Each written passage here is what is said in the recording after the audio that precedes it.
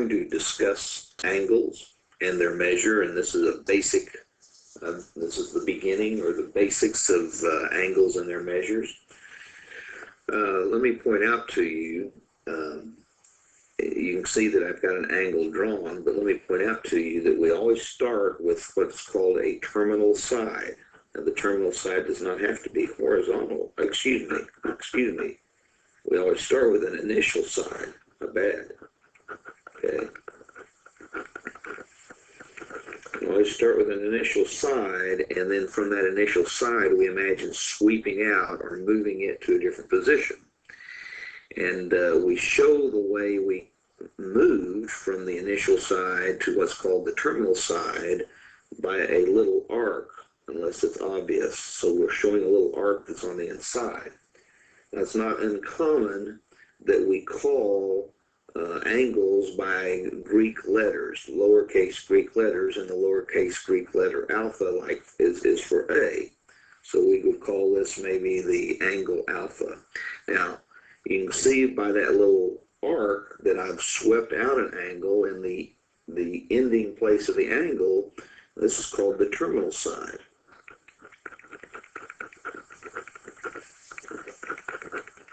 Okay, and of course, where these two sides connect is called the vertex. I don't know that we need that a whole lot, but that's what it's called. Now, when we move from the initial side to the terminal side by a counterclockwise rotation, that's what we have here, is counterclockwise. So that's kind of moving to the left, isn't it? That's the idea, counterclockwise.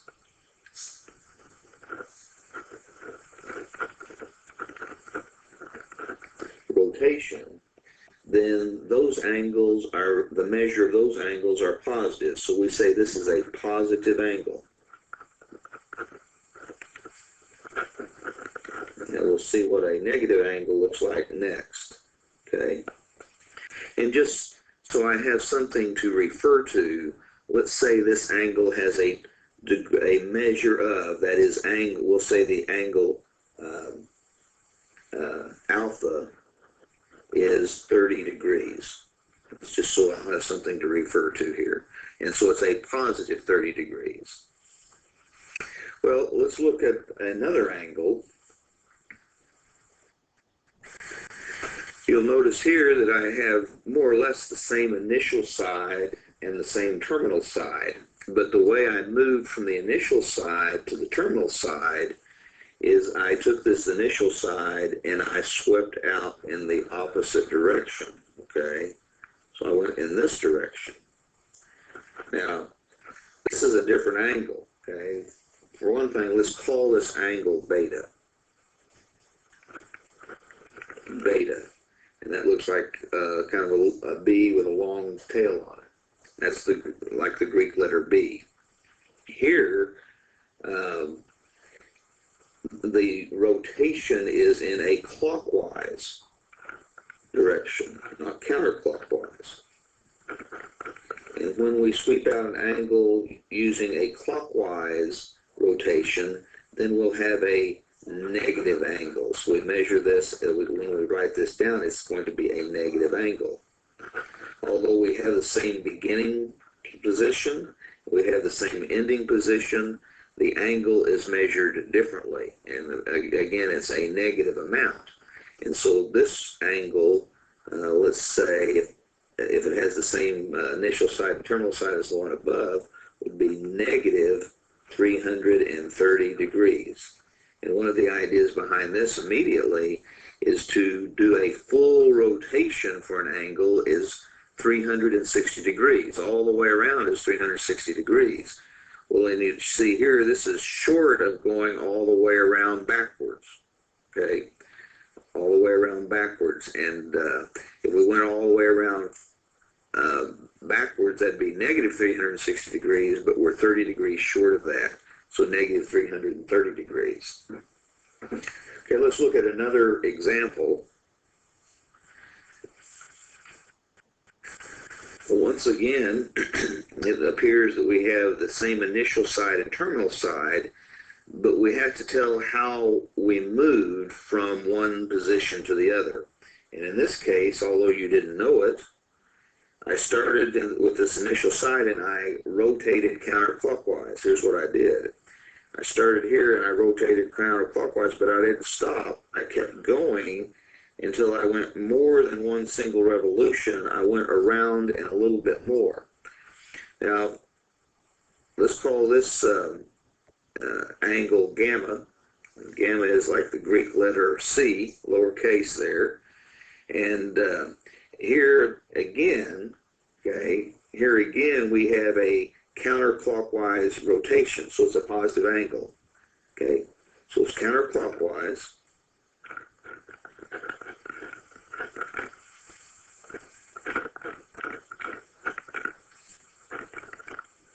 And when it's counterclockwise, that means we have a positive angle. But in this case, to get to the terminal side, we rotated more than a full revolution. So this is more than 360 degrees. In fact, it's a revolution 360 degrees plus 30 degrees more. So this angle is positive 390 degrees, okay? More than a full revolution. Okay. Well, let's continue this discussion on the next side and just on the next page, and just refer to the idea of what it means to be in standard position. No, in fact, I think I'll do that right here. When we take an angle, okay, let's just what we're normally going to be dealing with is a coordinate plane. So we have an X and Y axis.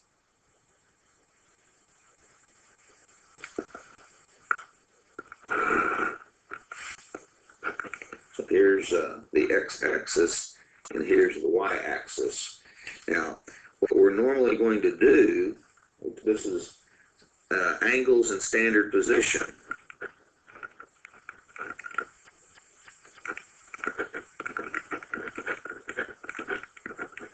And the standard position is that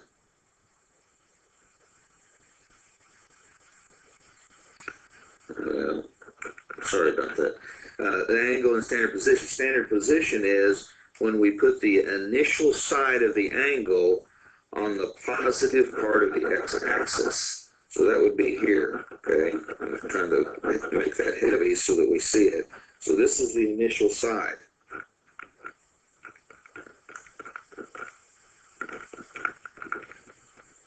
Okay?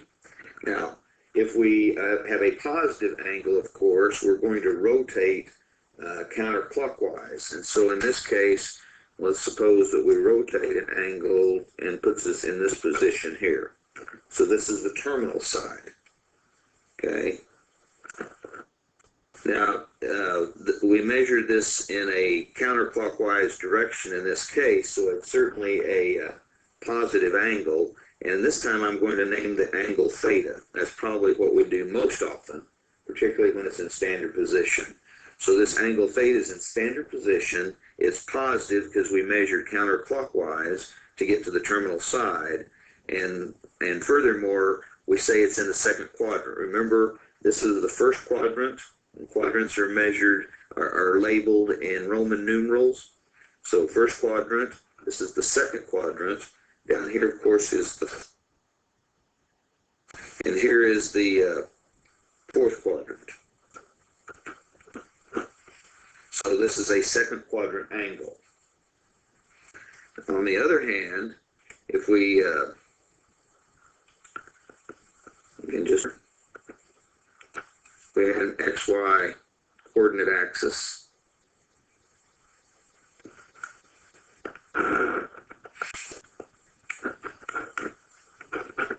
And we're going to measure a negative angle. Well, the vertex of the angle is at the origin, and the initial side, of course, is on the positive part of the x-axis. There's the initial side. This time when we measure, we're going to have a terminal side, let's say, that is here. So this is the terminal side. And the way I get there in this case is I'm measuring in a clockwise direction. So this is a negative angle. Here it's positive. Here the angle theta is negative. But it is in standard position. And we could also say that it's a third quadrant angle. That just means the terminal side is in the third quadrant. Okay, let's move on to some other ideas here. Okay, here we have the initial side and terminal side identical. Okay, and what I've noted here is that there's no rotation at all. In other words, we started with the initial side, and so we didn't rotate, so it's also the terminal side. And in this case, we say that that angle is an angle of 0 degrees.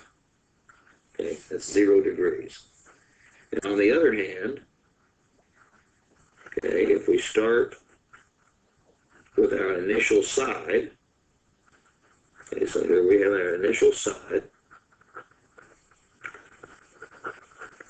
and we rotate in a counterclockwise motion, and we rotate until we get to exactly where we started from. Of course, that would be also then the terminal side. So one full rotation in a positive way, we call this 360 degree angle. Okay, now let's look at a little different scenario here. Suppose we start with an initial side.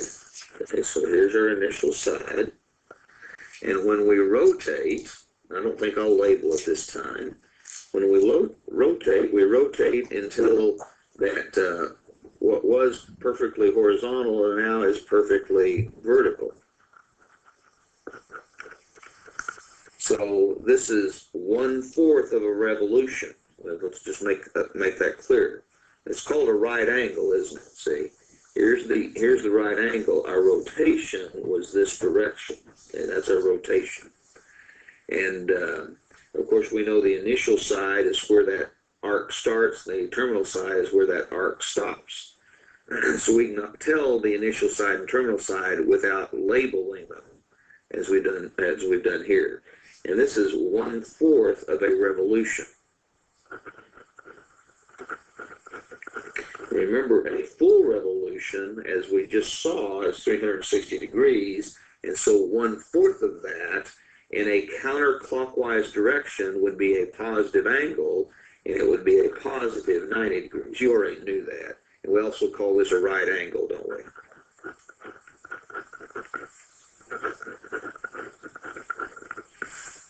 Now, we can also have what's called a straight angle. So here's our initial side, and when we begin rotating, we stop on the other side. So this is what's actually happened.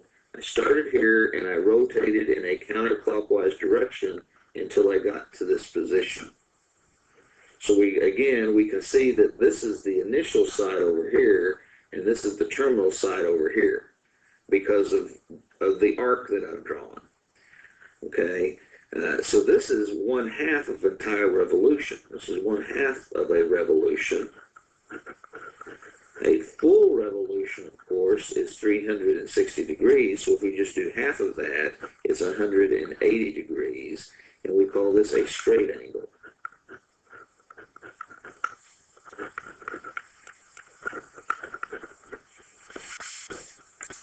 Okay? Well, let's do some work here. And let's draw some angles. So let me just label this drawing angles.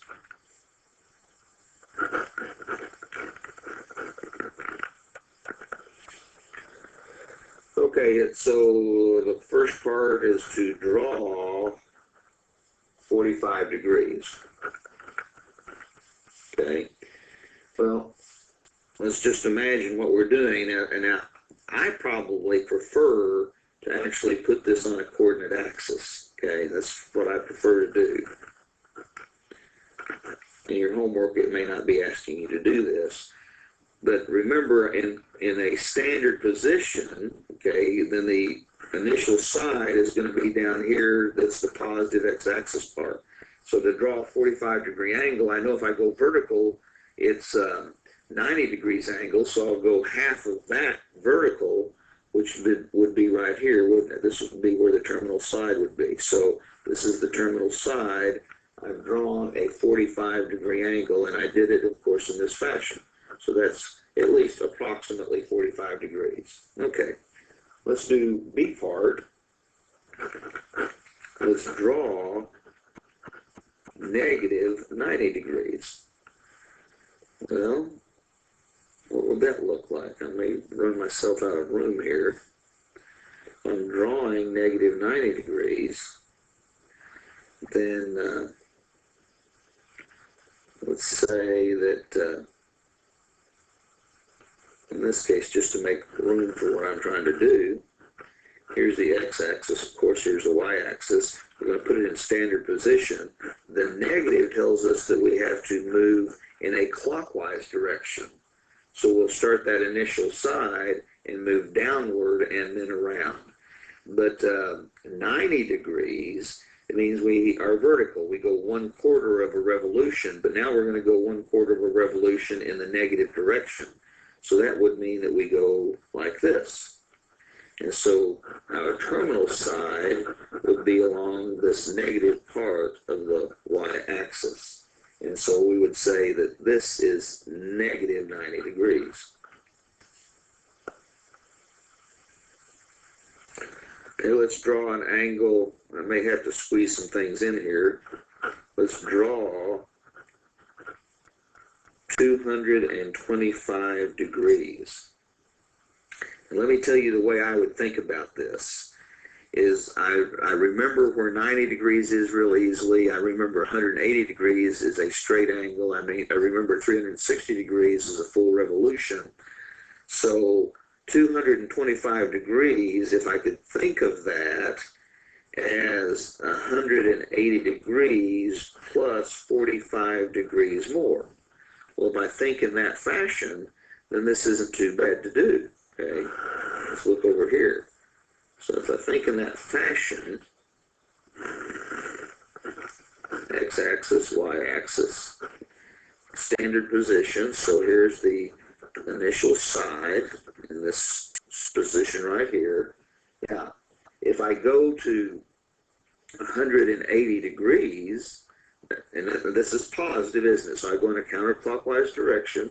And if I go to here, I'm at 180, whoops, on my paper that didn't show up. If I go to here, I'm at 180 degrees, but I need to go 45 degrees beyond that, and 45 degrees beyond that would be roughly here, wouldn't it? So there's 45 degrees beyond the 180. That's not a very good arc, but this would be my angle. So I've drawn from the initial side to the terminal side, and you can see this is in the third quadrant.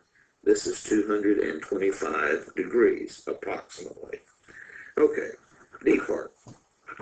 Draw 405 degrees.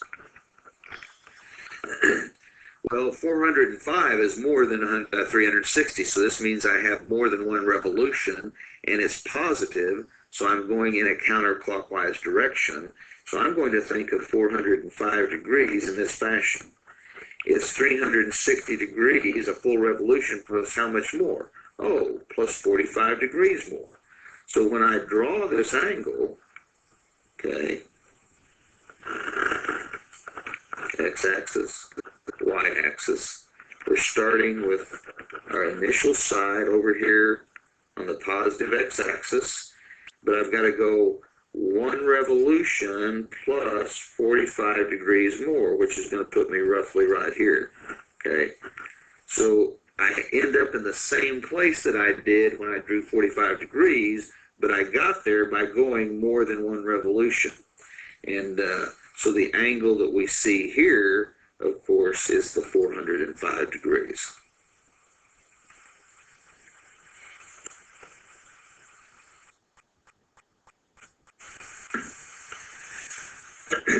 There are two basic ways, two basic units of measure when we talk about the measure of an angle. Now, we've been dealing with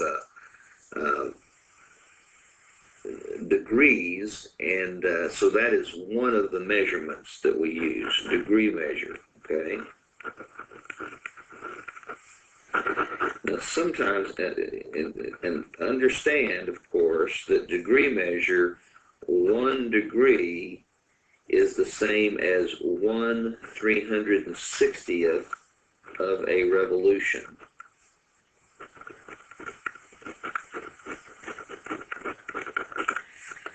But sometimes we don't have whole numbers for degrees, okay? See, sometimes we don't stop because there's in 1/360th in 1 degree, there's room or space in between. Although that's a very small angle, that's not, there could be a half a degree, for instance. And so when we talk about degrees, we talk about two ways of measuring degrees. And decimal degrees, okay, degrees and decimals, or I'll just say decimal degrees. And so in decimal degrees, we might see something that looks like 57.32 degrees. That's what I mean by decimal degrees. And actually, decimal degrees didn't come along until the metric system was invented, and that was in the 1800s. Okay, so there was the idea of measuring angles long before that. The first type of angle measurement we call DMS, and that's for degrees, minutes, and seconds. Now, this isn't in time, but it may be somewhat related to that.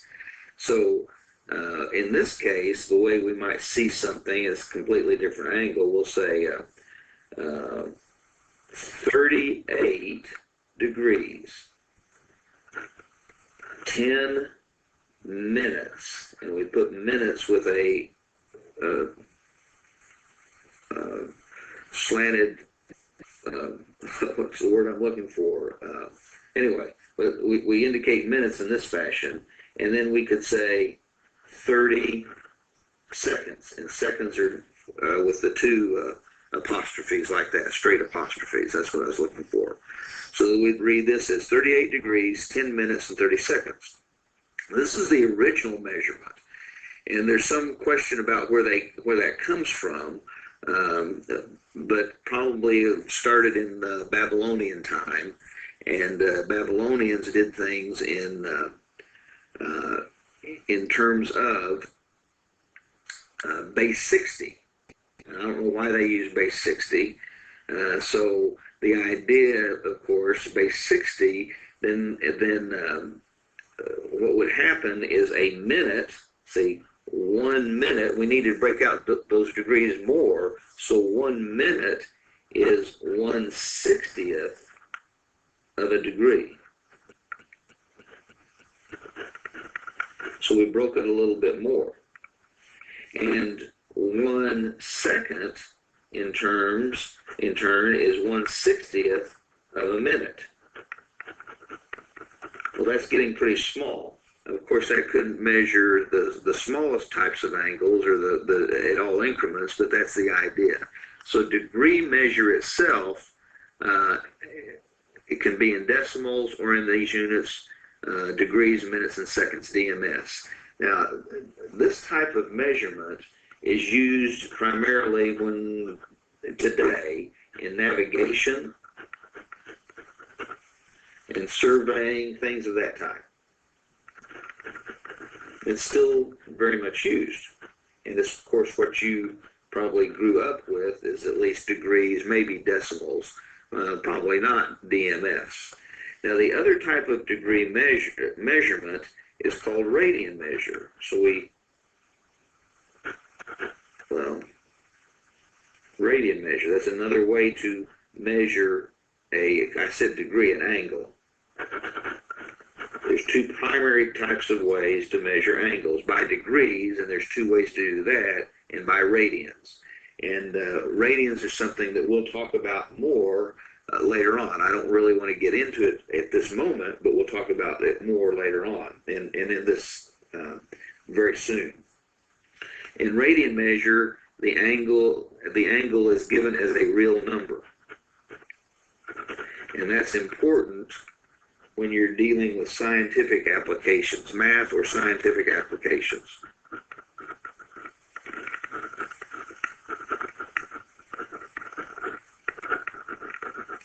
Okay. Well, for now, what we want to do is look at degree measure a little more carefully and the conversion between decimal degrees and DMS and vice versa.